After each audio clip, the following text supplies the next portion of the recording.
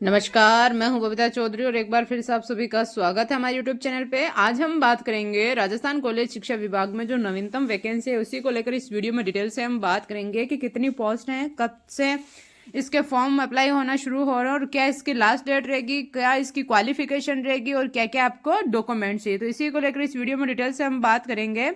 तो आगे बढ़ने से पहले मैं आपको बता दूं, यदि आप हमारे चैनल पर नए हैं तो हमारे चैनल को सब्सक्राइब कीजिए और अगर आपको हमारा वीडियो अच्छा लगे तो इसे ज़्यादा से ज़्यादा लाइक कीजिए और नहीं अच्छा लगे तो भी ज़्यादा से ज़्यादा शेयर कीजिए ताकि सभी कैंडिडेट जो इसका काफ़ी समय से इंतजार कर रहे हैं उनको पता लगे कि आवेदन शुरू हो चुके हैं और हमें भी अपना फॉर्म अप्लाई कर देना चाहिए।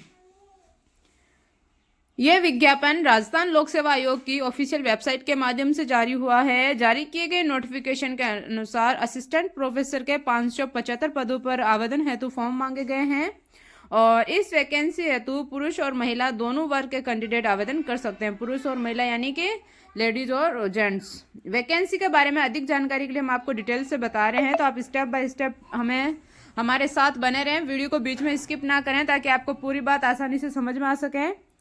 राजस्थान असिस्टेंट प्रोफेसर पदों पर भर्ती के लिए आवेदन ऑनलाइन माध्यम से ऑफिशियल वेबसाइट द्वारा मांगे गए हैं और अगर हम आवेदन की बात करें तो ये 12 जनवरी से 10 फरवरी 2025 तक भरे जाएंगे, यानी कि लगभग आपको 1 महीने का समय दिया गया फॉर्म अप्लाई करने के लिए। तो इस वीडियो को ज़्यादा से ज़्यादा लाइक कीजिए ताकि और शेयर कीजिए ताकि सभी बच्चे जो इसका या बच्चे कह सकते हैं सभी कैंडिडेट जो इसका इंतजार कर रहे थे उन्हें पता लगे कि उनके लिए जो है वैकेंसी आ चुकी है और अभी से आप सभी अपने तैयारी में जुट जाएं क्योंकि आपके पास ज़्यादा समय नहीं है एग्ज़ाम के लिए और जल्द ही शायद एग्ज़ाम फॉर्म फिल होते ही आपके लिए एग्जाम्स की सारा जो है कैलेंडर भी जारी कर दिया जाएगा। तो इन पदों पर भर्ती में नियुक्ति हेतु योग्य कैंडिडेट अंतिम तिथि से पूर्व पोस्ट में नीचे उपलब्ध डायरेक्ट लिंक से आप अपना आवेदन कर सकते हैं और इसके लिए लिंक में हम आपको अपडेट कर देंगे।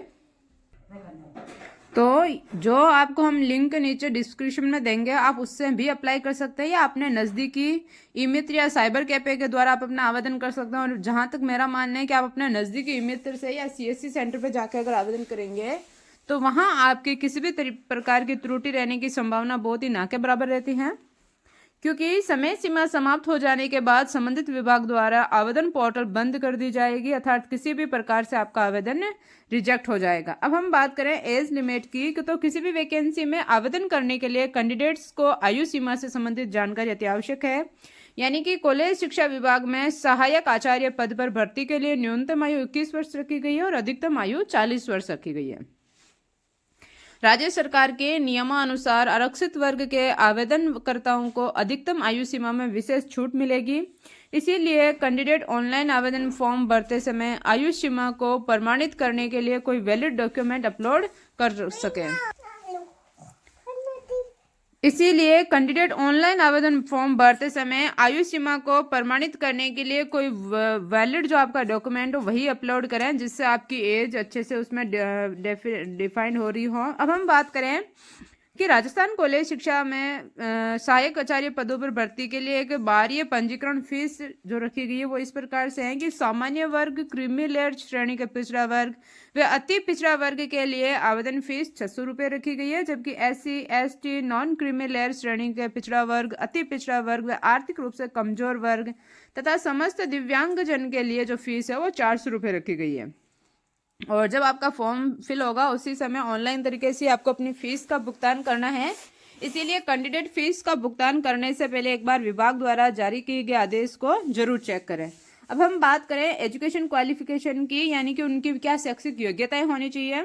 तो मान्यता प्राप्त विश्वविद्यालय से 55% अंकों के साथ पोस्ट ग्रेजुएशन की उपाधि धारक कैंडिडेट्स इस वैकेंसी हेतु आवेदन कर सकेंगे।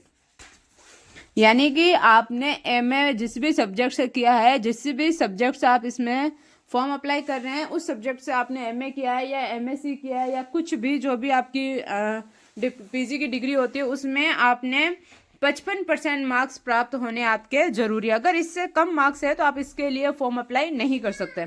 तो आधी छटनी तो यहाँ पे कैंडिडेट की यहीं पे हो जाती है, जो कि एक मेरा मानना है कि सरकार ने बहुत ही अच्छा रूल लागू किया। पहले ये नियम नहीं था, अब अच्छा है क्योंकि जिन लोगों के बहुत ही कम मार्क्स आ रहे हैं वो फॉर्म अप्लाई कर रहे हैं, सिलेक्ट हो रहे हैं, तो ये एक तरीके से बच्चों के साथ खिलवाड़ हो रहा था।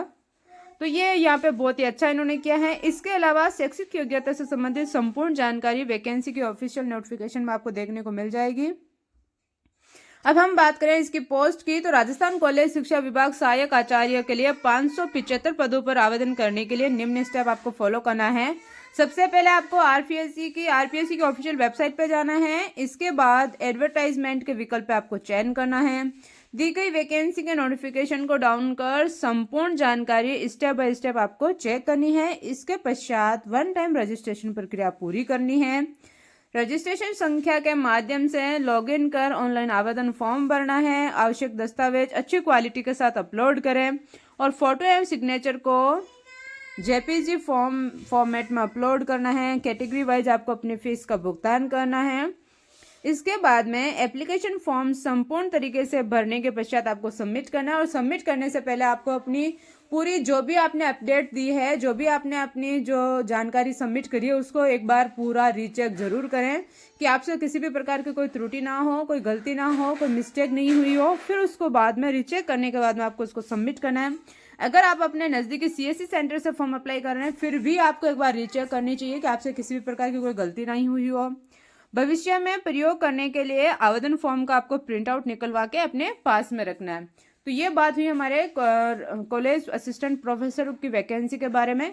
और इसकी जो तैयारी कर रहे हैं उन बच्चों के लिए बहुत ही अच्छी खबर है, क्योंकि वो काफ़ी समय से हैं, 2022 के बाद में जब ये वैकेंसी आई और 2022 से वो वेट कर रहे हैं। तो ये हमारे देश का एक दुर्भाग्य है कि हर साल वैकेंसीज की बजाय काफ़ी टाइम के बाद वैकेंसी आती है, जिसलिए आधे बच्चे तो इसीलिए ड्रॉप आउट हो जाते हैं क्योंकि उनके पास इतना टाइम नहीं होता है कि वो इसकी तैयारी में लगे रहें। तो इसी तरीके की और वीडियो देखने के लिए हमारे चैनल को सब्सक्राइब कीजिए और बेल आइकन को जरूर दबाएं ताकि आने वाली वीडियो का नोटिफिकेशन सबसे पहले आप तक पहुँचे। धन्यवाद।